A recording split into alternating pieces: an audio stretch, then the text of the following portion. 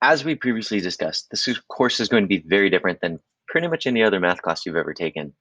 Uh, you know, you may come at this and think, I have had not great experiences in math classes before, whether it was the teacher, whether it was another student, maybe it was just something you're going through.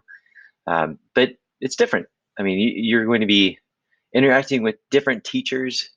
There's six different teachers that teach intensified algebra at Davis, and you're going to be interacting with each of us in different ways. So there's so many opportunities for you to kind of wipe the slate clean, to start over and say, okay, what do I want to make out of this? Do I want to actually learn something? We're all faced with different problems and different issues. And there was a point where I was rebuilding a car, and I was trying to figure out, okay, these brakes need to get in this car, but they were made for a different car. And there's so many different problem solving and creativity that we have to do just to make things work. Um, I have a 3-year-old that doesn't know how to tie shoes. And I was thinking about, the first complex thing that I ever had to learn, and actually learn, I mean, walking is one thing, but learning to eat. But one of the most complex things I ever had to do when I was that age was learn how to tie a shoe. There's multiple steps to it, and nobody is born knowing how to tie a shoe. You have to learn. And the same thing goes with math. Um, there's going to be a lot of things that we're going to be doing this year, and some of it's going to be modified depending on your situation, whether you're in person with other people or if you're going to be working alone at home. But a few of the things we're going to be doing is working on models, and you can see in a situation like this, they're talking about math and not just somebody showing you how to do it.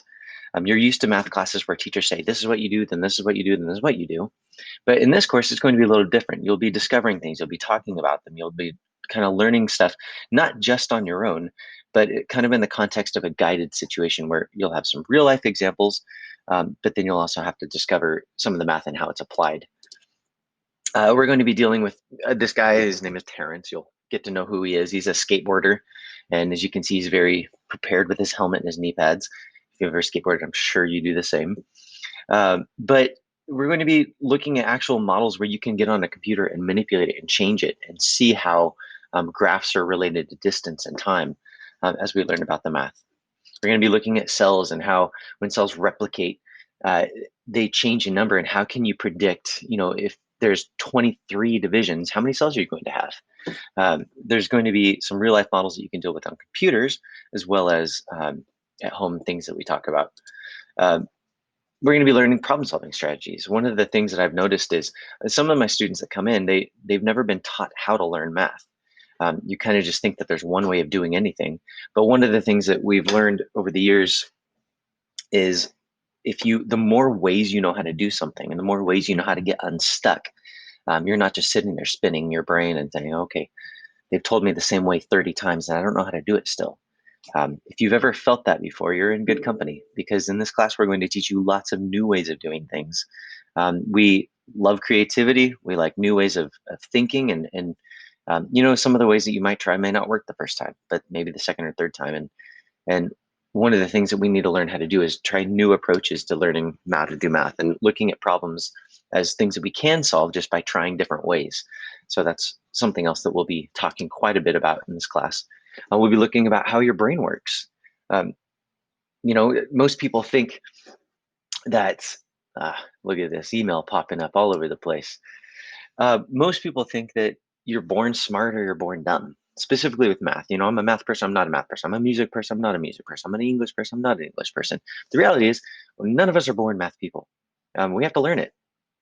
I mean, everything has to be learned. And so we're going to learn about how our brain works with these axons and dendrites, and how our brains develop new ideas. Because the reality is, if you're not a good math person, you just haven't spent a lot of time doing math.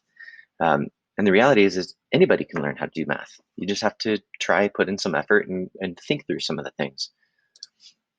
So I guess what I'm trying to say is, I'm glad you're here. We're going to be learning a lot of stuff together. Some of it's going to be new, some of it's going to be review. But the reality is, if you stay with us, all six of us, and it's intensified algebra, you'll get caught up to maybe some of the math that you've missed in the past. Some things that used to be difficult, you'll notice, hey, I actually enjoy this now and I kind of get it. Um, and then you're going to be learning a lot of new things. We're going to be teaching you math, but also just some strategies on how to be successful in life. There's a lot of things in life that we're just not prepared for. And one of the things that we can do through math is teach you how to think creatively and uh, get better at problem solving, find new solutions, talk to people. Those are all going to be things that we'll be doing in this course.